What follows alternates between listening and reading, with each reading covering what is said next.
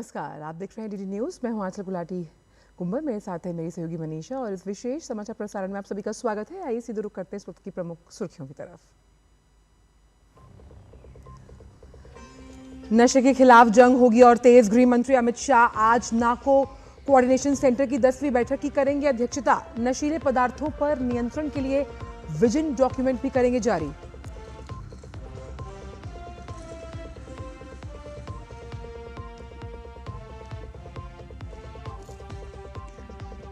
उत्तराखंड के लिपुलेख दर्रे से भारत चीन सीमा व्यापार 6 वर्ष बाद फिर होगा शुरू। 26 भारतीय व्यापारियों का पहला दल करेगा तिब्बत क्षेत्र में प्रवेश।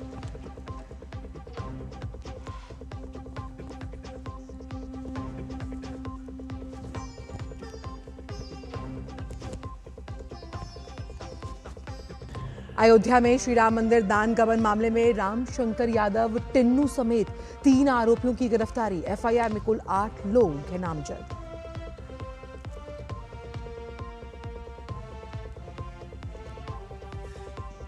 सरकार ने औद्योगिक और व्यावसायिक उपभोक्ताओं को दी बड़ी राहत। पश्चिम एशिया संकट के कारण गैर घरेलू पैक्ड एलपीजी पर लगे सभी प्रतिबंध हटे।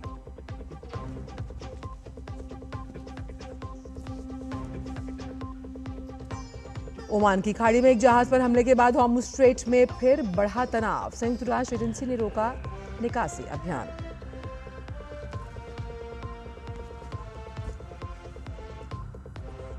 और फीफा विश्व कप में इक्वाडोर ने किया बड़ा उलटफेर। जर्मनी को हराकर नॉकआउट दौर में बनाई जगह। पहली बार नॉकआउट में पहुंचा आइवरी कोस्ट। निकोलस पेपे के 2 गोल की मदद से कुरासाओ को 2-0 से हराया गया।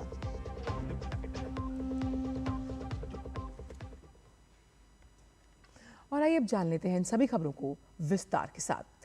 केंद्र सरकार नशे के खिलाफ अपनी मुहिम को और तेज करने जा रही है। केंद्रीय गृह एवं सहकारिता मंत्री अमित शाह आज नई दिल्ली के विज्ञान भवन में नाको कोऑर्डिनेशन सेंटर यानी NCORD की 10वीं शीर्ष स्तरीय बैठक की अध्यक्षता करने वाले हैं। बैठक में देश भर में मादक पदार्थों की तस्करी और नशे की समस्या से निपटने के लिए किए जा रहे सामूहिक प्रयासों की समीक्षा की जाएगी और अगले 3 वर्षों की रणनीति पर मंथन होगा। इस अवसर पर Amit Shah vision document on narcotics control 2026-2029 जारी करेंगे, जो प्रधानमंत्री के नशा मुक्त भारत के विजन को साकार करने के लिए मार्गदर्शक दस्तावेज के रूप में काम करेगा। व्यापक विचार विमर्श के बाद तैयार इस दस्तावेज में मांग में कमी, आपूर्ति पर नियंत्रण, पुनर्वास, जन जागरूकता, क्षमता निर्माण और एजेंसियों के बीच बेहतर समन्वय के लिए स्पष्ट जिम्मेदारियां, समय सीमा और लक्ष्य निर्धारित किए गए हैं। इसमें सिंथेटिक ड्रग्स, डार्कनेट आधारित तस्करी, युवाओं को नशे से दूर रखने और उपचार के साथ साथ पुनर्वास केंद्रों के विस्तार जैसे उभरते मुद्दों पर भी विशेष जोर दिया गया। गृह मंत्री इस दौरान एनसीबी वार्षिक रिपोर्ट 2025 भी जारी करेंगे। इसके साथ ही जम्मू और गुवाहाटी में बने नए एनसीबी जोनल कार्यालयों का उद्घाटन किया जाएगा और ऑनलाइन ड्रग डिस्पोजल पखवाड़ा अभियान की शुरुआत की जाएगी।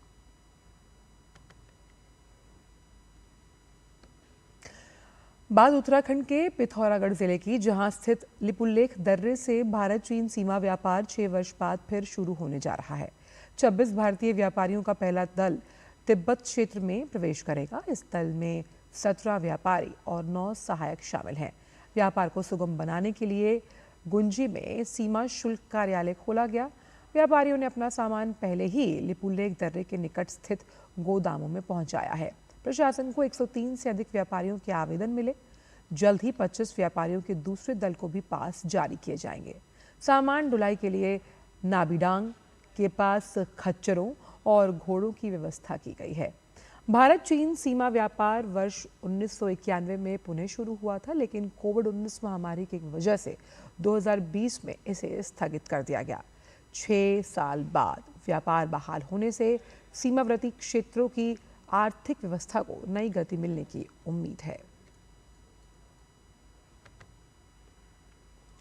और अब बात अयोध्या के श्री राम जन्मभूमि मंदिर की, जहां श्रद्धालुओं द्वारा अर्पित किए गए चढ़ावे और दान राशि में कथित वित्तीय अनियमितताओं और गबन के मामले में अब गंभीर कानूनी रूप ले लिया। उत्तर प्रदेश सरकार के निर्देश पर गठित एसआईटी की प्रारंभिक रिपोर्ट के आधार पर अयोध्या पुलिस ने इस मामले में पहली एफआईआर दर्ज कर ली। ये मुकदमा श्री राम जन्मभूमि तीर्थ क्षेत्र ट्रस्ट के सदस्य कृष्ण मोहन की शिकायत पर दर्ज किया गया। पुलिस ने मामले में कुल 8 लोगों को नामजद करते हुए उनके खिलाफ जालसाजी, धोखाधड़ी और आपराधिक षड्यंत्र जैसी जुड़ी धाराओं में मामला दर्ज किया। यह एफआईआर बीएनएस की धारा 306, 316(5), 317(4) सहित अन्य प्रासंगिक धाराओं के तहत दर्ज की गई। जिन लोगों के विरुद्ध प्राथमिकी दर्ज हुई उनमें रमाशंकर यादव उर्फ टिन्नू, अनुकल्प मिश्र, अविनाश शुक्ला, करुणेश पांडे, लवकुश मिश्र, रमाशंकर मिश्र और सुभाष श्रीवास्तव समेत अन्य लोग शामिल हैं। इसके साथ ही त्वरित कार्रवाई करते हुए पुलिस ने 3 मुख्य आरोपियों को गिरफ्तारी की है, जिनमें रामशंकर यादव टिन्नू, अनुकल्प मिश्रा, लवकुश मिश्रा का नाम शामिल है। पुलिस इस मामले के सभी पहलुओं की गहराई से जांच कर रही है।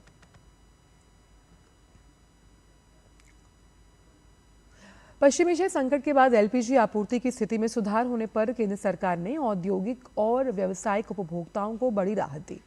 सरकार ने गैर घरेलू पैक्ड एलपीजी की आपूर्ति पर लगाए गए सभी क्षेत्रीय प्रतिबंधों को हटाया है और आपूर्ति को संकट से पहले के स्तर पर बहाल कर दिया।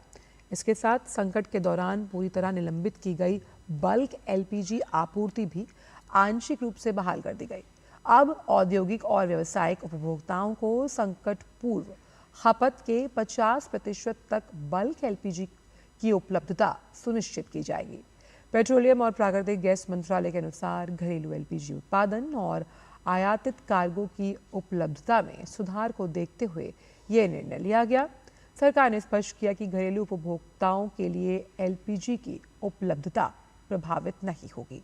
स्वच्छ ईंधन के रूप में पाइप नेचुरल गैस यानी पीएनजी के विस्तार की दिशा में प्रयास लगातार जारी रहेंगे।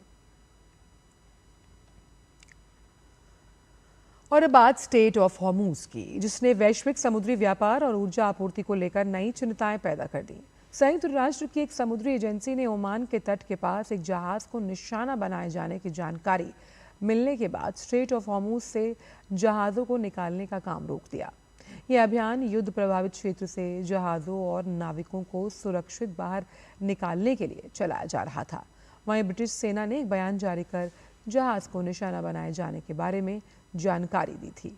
अंतर्राष्ट्रीय समुद्री संगठन के प्रमुख ने कहा कि स्ट्रेट ऑफ हॉर्मूज में फंसे जहाज़ों को निकालने का काम तब तक रुका रहेगा जब तक एजेंसी निकासी सूची में शामिल और उस इलाके में मौजूद जहाज़ों की सुरक्षा गारंटी सुनिश्चित नहीं कर लेती।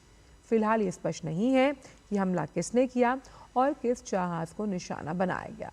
इससे पहले ईरान ने जहाज़ों को चेतावनी दी थी कि वो तेहरान की मंजूरी के बिना स्ट्रेट ऑफ हॉर्मूज से होकर जाने वाले संयुक्त राष्ट्र के मान्यता प्राप्त रास्ते का इस्तेमाल ना करें।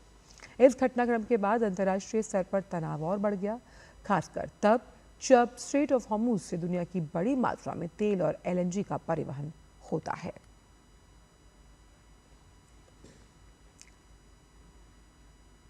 गुरुवार को वेनेजुएला की राजधानी काराकास में आए 2 बड़े भूकंप के झटकों ने भारी तबाही मचाई।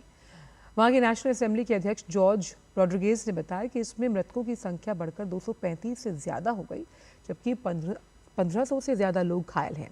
रॉड्रिगेज ने बताया कि इस भूकंप से लगभग 3000 परिवार बेघर हुए। राजधानी के तटीय क्षेत्र ला ग्वायरा में सबसे अधिक क्षति और जानमाल का नुकसान हुआ। भूकंप के बाद अभी हजारों लोग लापता हैं। इस बीच वेनेजुएला की कार्यवाहक राष्ट्रपति डेल्सी रॉड्रिगेज ने आपात स्थिति की घोषणा कर दी है।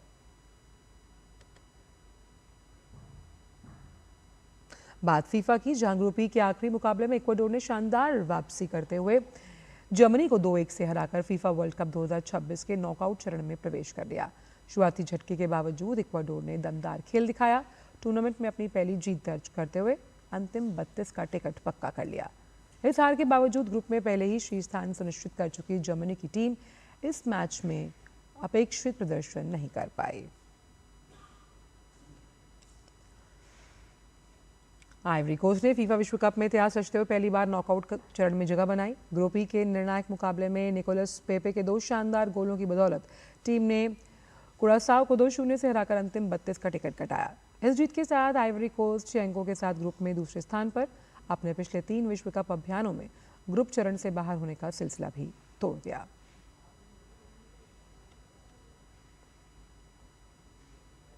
आज दुनिया भर में मुहर्रम के अवसर पर मुस्लिम समुदाय अकीदत, श्रद्धा और गम के साथ इमाम हुसैन की शहादत को याद कर रहा है। मुहर्रम इस्लामी कैलेंडर का पहला महीना है और उसकी 10वीं तारीख यानी आशूरा विशेष महत्व रखती है। इस दिन करबला की जंग में इमाम हुसैन और उनके साथियों ने न्याय, सत्य और मानवता की रक्षा के लिए सर्वोच्च बलिदान दिया था।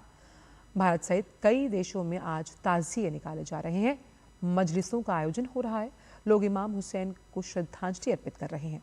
मुहर्रम सिर्फ शोक का अवसर नहीं बल्कि अन्याय के खिलाफ संघर्ष, सत्य, त्याग और मानवता के मूल्यों को याद करने का संदेश देता है।